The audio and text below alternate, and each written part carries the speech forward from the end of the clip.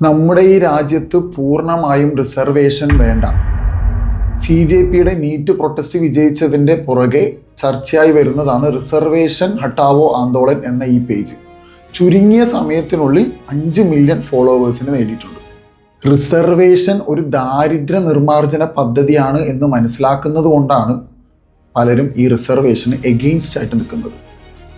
സ്വാഭാവികമായും നമ്മുടെ എല്ലാവരുടെയും മനസ്സിൽ ആദ്യമായി റിസർവേഷൻ എഗെയിൻസ്റ്റ് ആയിട്ടുള്ള ചിന്തയുണ്ടാവുന്നത് നമ്മൾ പഠിക്കുന്ന സമയത്താണ്. നമ്മൾ +2 കഴിഞ്ഞോ അല്ലെങ്കിൽ മറ്റേതെങ്കിലും പ്രധാനപ്പെട്ട കോഴ്സിന് അഡ്മിഷൻ എടുക്കാൻ പോകുമ്പോൾ നമ്മളെക്കാൾ മാർക്ക് കുറഞ്ഞ നമ്മുടെ കൂട്ടുകാരന് അഡ്മിഷൻ കിട്ടുന്നു. +2 കഴിഞ്ഞ് ആഗ്രഹിച്ച കോളേജിൽ അഡ്മിഷൻ കിട്ടാതെ നടന്നപ്പോൾ ഞാനും ചിന്തിച്ചിട്ടുണ്ട്, എന്താണ് ഇങ്ങനെ? സംവരണം എന്നത് നമ്മുടെ രാജ്യത്ത് നൂറ്റാണ്ടുകളായി നിഷേധിക്കപ്പെട്ട സാമൂഹിക നീതിയും പങ്കാളിത്തവും ഉറപ്പുവരുത്താനുള്ള ഭരണഘടന നൽകുന്ന അവകാശമാണ് എന്ന് പഠിച്ചപ്പോഴാണ് എൻ്റെ ചിന്ത മാറിയിട്ടുള്ളത്. നേരത്തെ പറഞ്ഞതുപോലെ നമ്മുടെ ഏതെങ്കിലും ഒരു കൂട്ടുകാരൻ്റെയോ അല്ലെങ്കിൽ നമ്മുടെ അയൽവാസി ആയിട്ടുള്ള റിസർവേഷൻ വഴി സർക്കാർ ജോലി നേടി തുടർന്ന് സുഖമായി ജീവിക്കുന്ന ഏതെങ്കിലും ഒരു വ്യക്തിയെയോ നോക്കിയാൽ നമുക്കത് പ്രശ്നമായിട്ട് തന്നെയായിരിക്കും തോന്നുന്നത്. പക്ഷേ ഇത് ചുരുങ്ങിയ ഒരു സ്കെയിലിലല്ല ഇത് നമ്മൾ നോക്കേണ്ടത്. ഈ റിസർവേഷൻ എന്നുള്ളത് ഇന്ത്യ എന്നുള്ള മഹാരാജ്യത്തിൻ്റെ പ്രശ്നമാണ്. ടോട്ടൽ നമ്മുടെ ജനസംഖ്യ വെച്ച് വേണം ഇതിനെ പഠിക്കാൻ. അംബേദ്കർ തന്നെ പറഞ്ഞതുപോലെ എല്ലാവരും മത്സരം തുടങ്ങിയത് ഒരേ സ്റ്റാർട്ടിംഗ് പോയിന്റിൽ നിന്നല്ല. നമ്മുടെ രാജ്യത്ത് SC സംവരണം 15%, ST സംവരണം 7.5% മാത്രമാണ്. അവർക്കായി മാറ്റിവെച്ചിട്ടുള്ള ഈ ചുരുങ്ങിയ സീറ്റുകൾ തന്നെ കിട്ടിയാൽ തീരൂ എന്ന് വാശി പിടിക്കുന്ന ആളുകൾ സംവരണം ഒഴിവാക്കുന്നതിനൊപ്പം പൂർണ്ണമായി ജാതിയും ഒഴിവാക്കി എല്ലാ മനുഷ്യരും തുല്യമായി ജീവിക്കണം എന്ന് പറഞ്ഞാൽ എത്ര പേര് അതിന് സമ്മതിക്കും? കാരണം അപ്പർ കാസ്റ്റിലുള്ള ആളുകൾക്ക് എപ്പോഴും ലോവർ കാസ്റ്റിലുള്ള ആളുകൾ അവർ താഴ്ന്നു തന്നെ ഇരിക്കുന്നതായിരിക്കും താല്പര്യം. കല്യാണ പരസ്യങ്ങൾ കാണുമ്പോൾ SC ST ഒഴികെ എന്ന് കൊടുക്കുന്ന ആളുകളും ഏതെങ്കിലും അമ്പലങ്ങളിൽ പൂജാരിയായി ഒരു SC STക്കാരനെ നിയമിക്കാൻ തയ്യാറാവോ?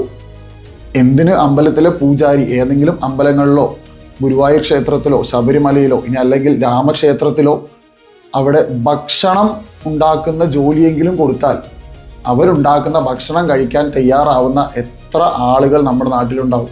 നമ്മൾ വെറുതെ നമുക്കൊക്കെ പരമ്പരാഗതമായി എത്ര സ്വത്തുണ്ട് എന്ന് നോക്കിയാൽ മതി. നമ്മുടെ അച്ഛൻ എത്ര ഭൂമി കിട്ടിയിരിക്കുന്നു, മുത്തശ്ശൻ എത്ര ഭൂമി കിട്ടിയിട്ടുണ്ട്, ഇതൊന്ന് പരിശോധിച്ചാൽ മനസ്സിലാവും നമുക്ക് കിട്ടിയത് എത്രയാണ്, ഈ റിസർവ്ഡ് കാറ്റഗറിയിലുള്ള ആളുകൾക്ക് കിട്ടിയിരിക്കുന്നത് എത്രയാണ് എന്നുള്ളത്.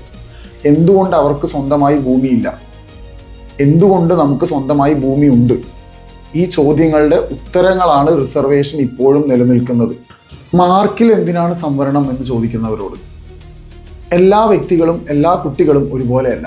വിദ്യാഭ്യാസമുള്ള അച്ഛനും അമ്മയും പഠിക്കാനും മറ്റും സൗകര്യങ്ങളും കിട്ടുന്ന ഒരു കുട്ടിയും, എന്നാൽ വിദ്യാഭ്യാസം ഇല്ലാത്ത രക്ഷിതാക്കളുടെ കൂടെ വളരുന്ന ഒരു കുട്ടിയും രണ്ടുപേരും ഒരുപോലെയല്ല. ഈ രണ്ടുപേരുടെയും ചുറ്റുപാടും മറ്റ് സാഹചര്യങ്ങളും ഒരുപോലെ ആയിരിക്കുമോ? ഒരിക്കലും അല്ല. അപ്പോൾ ഈ ഒരു വ്യത്യാസം സാധാരണ പറഞ്ഞു കേൾക്കുമ്പോഴെങ്കിലും നമുക്ക് മനസ്സിലാവേണ്ടതാണ്. B.Ed ചെയ്തിട്ടുള്ള അധ്യാപകർക്ക് മിനിമം ഈ വ്യത്യാസം കൃത്യമായിട്ട് മനസ്സിലാവേണ്ടതാണ്. എന്നാൽ എന്നിട്ടും മനസ്സിലാക്കാത്ത ജാതി വിവേചനമുള്ള കുറേ അധ്യാപകർ നമുക്കിടയിൽ ഇപ്പോഴും ഉണ്ട്. സ്വന്തം ജാതിയിലെ കുട്ടികൾ വരുമ്പോൾ പ്രത്യേക വാത്സല്യം കാണിക്കുകയും താഴ്ന്ന ജാതിയിലെ കുട്ടികൾ അവരുടെ പിറന്നാളിന് എന്തെങ്കിലും മധുരം കൊടുത്താൽ പോലും കഴിക്കാൻ മടി കാണിക്കുന്ന അധ്യാപകരെ നേരിട്ട് കണ്ട അവസ്ഥയുണ്ടായിട്ടുണ്ട്. നിങ്ങൾ വെറുതെ കണക്കുകൾ എടുത്തൊന്ന് പരിശോധിച്ചാൽ മതി. ആകെ എത്ര ഗവൺമെൻറ് ഉദ്യോഗസ്ഥർ നമ്മുടെ നാട്ടിലുണ്ട്, അതിൽ എത്ര ശതമാനം SC STക്കാരുണ്ട്?